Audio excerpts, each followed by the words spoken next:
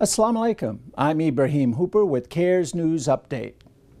CAIR this week called on a sheriff's department in Kansas to cancel a training session for officers by an anti-Muslim conspiracy theorist. A national Muslim organization says with this instructor, John Guandolo, officers will leave with a biased viewpoint of the Muslim community. This gentleman has a very well-known and well-documented history of being a very notoriously anti-Islamic. Even more concerning for Muslims, they feel they'll be labeled as suspicious. Any interaction they have with Muslims will be biased and really twisted and thinking that those people are not good people. In Washington, D.C., CAIR is challenging anti-Muslim hate ads placed on buses by extremist blogger Pamela Geller. Today, CAIR is responding to the latest ad. This is a propaganda campaign designed to incite hatred against American Muslims, and this campaign has been based on false information, taking things out of context from the Quran. Muslim civil rights groups say Geller and her allies are not only distorting Islam, but agitating for religious conflict. The hate atmosphere that they generate leads to things like vandalism of mosques and discrimination against American Muslims, and it harms our society. Hate is corrosive to any society, and that's what Pamela Geller is promoting. That hate was on display during an alleged bias assault on a Muslim limo driver in Oklahoma. The Council on American Islamic Relations has now stepped in, asking for police to take this case seriously. He feels really that the safety and security that he once enjoyed here in Oklahoma have been stripped from him. In New York, CAIR called for a Justice Department probe of coercion of Muslim NYPD detainees to become informants. The Council on American Islamic Relations is calling on the Department of Justice to investigate the NYPD following a report that says the department has been monitoring the Muslim community through a recruitment program. The New York Times says that following the September 11th attacks, a group of detectives known as the Citywide Debriefing Team combed local jails for potential Muslim informants. The men, mostly immigrants, were arrested for minor crimes, and instead of facing a judge, they were recruited to spy on local businesses and mosques. In Florida, CAIR questioned the troubling history of an FBI agent who fatally shot a Muslim during questioning.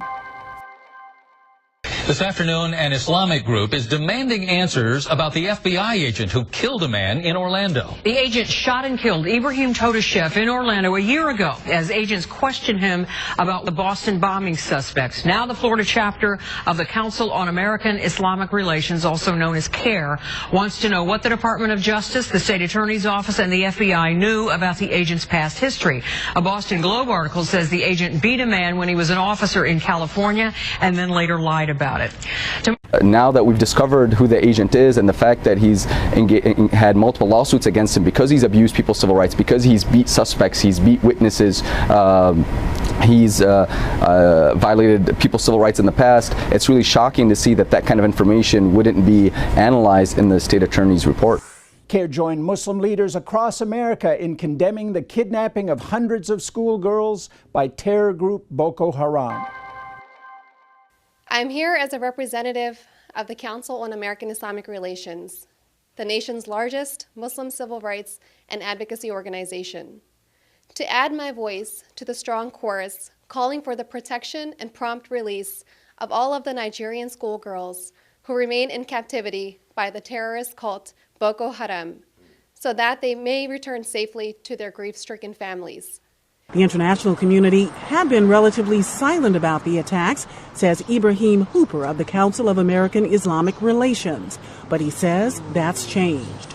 The kidnapping of the schoolgirls really woke up the world and woke up, quite honestly, the Muslim community as well to what's going on there. The girls' plight has spurred a string of protests like this one in Washington. Hooper says Muslims are among those who are expressing outrage. You've seen Muslim scholars, Muslim organizations and institutions around the world condemning Boko Haram and its actions. Outside the White House, CAIR called the release of American Amir Hekmati, who is being held in Iran.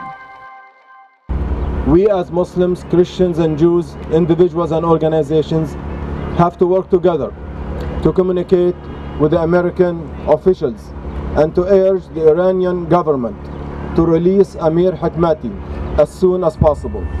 Also in Washington, CAIR spoke out in favor of internet neutrality. My name is Robert McCall. I'm with the Council on American Islamic Relations. An open and free internet has allowed CAIR to become the nation's largest Muslim civil liberties organization, to become an outspoken advocate in the media and online, to protect the rights of all Americans, including 7 million American Muslims, one of the many growing minority groups in this nation of 300 million. And finally, CAIR marked the Memorial Day holiday with the release of a video featuring Muslim veterans.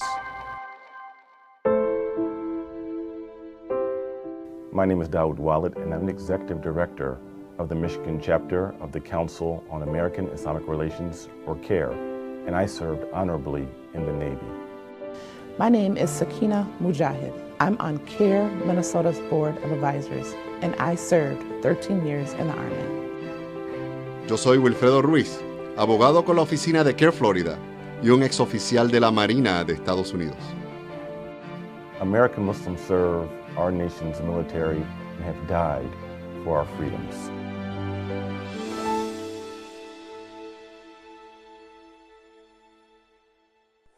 To receive CAIR updates and action alerts, sign up at CAIR.com. To contact CAIR, email info@CAIR.com.